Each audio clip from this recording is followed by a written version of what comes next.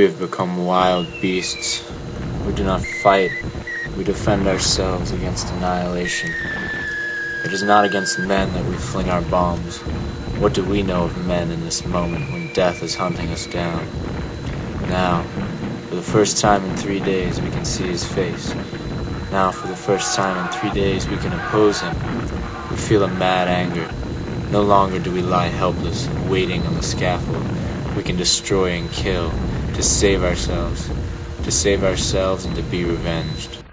We have lost all feeling for one another. We can hardly control ourselves when a glance lights on the form of some other man. We are insensible dead men, who through some trick, some dreadful magic, are still able to run and to kill.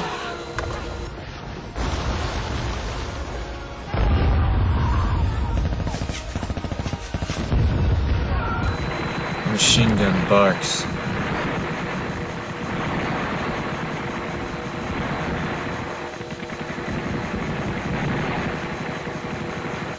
It is silenced with a bomb. Suddenly, in the pursuit, we reach the enemy line. We are so close on the heels of our retreating enemies that we reach it almost at the same time as they.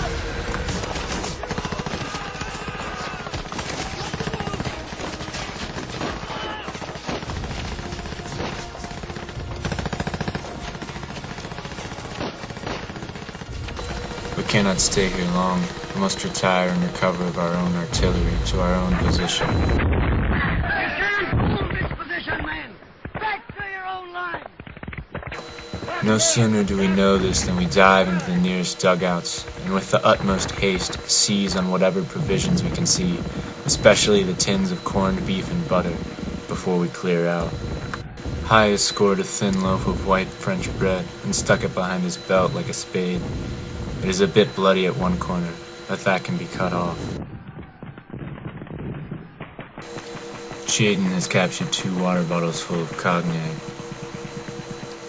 We pass them around.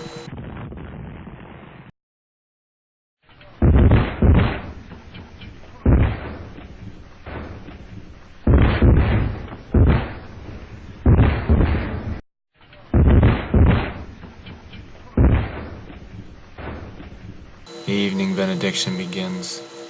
A patrol has to be sent out to discover just how strongly the enemy position is manned. Since my leave, I feel a certain strange attachment to the other fellows, and so I volunteer to go with them. A parachute star shell opens out. The ground lies stark in the pale light. These damned rockets. They seem to burn for an hour, and a man cannot make the least movement without bringing the bullets whistling round. There's nothing for it.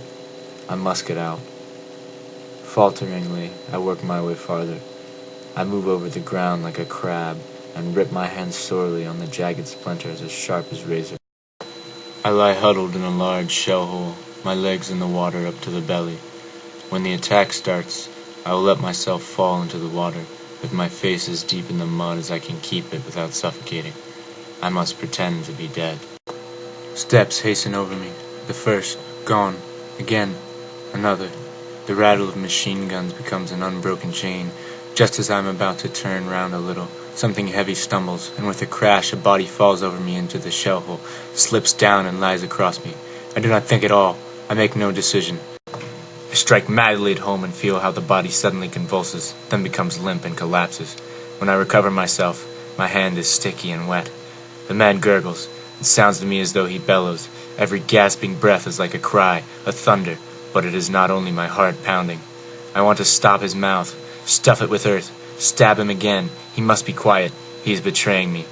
Now at last I regain control of myself, but have suddenly become so feeble that I cannot anymore lift my hand against him. Something you can't understand. There is something you can't understand. There is something you can't understand. There is something you can't understand. How I could just kill a man. Oh, stop! Didn't want to kill you. Forgive me, comrade. Do I walk? Have I feet still? I raise my eyes. I let them move round and turn myself with them. One circle, and I stand in the midst. All is as usual, and then I know nothing more.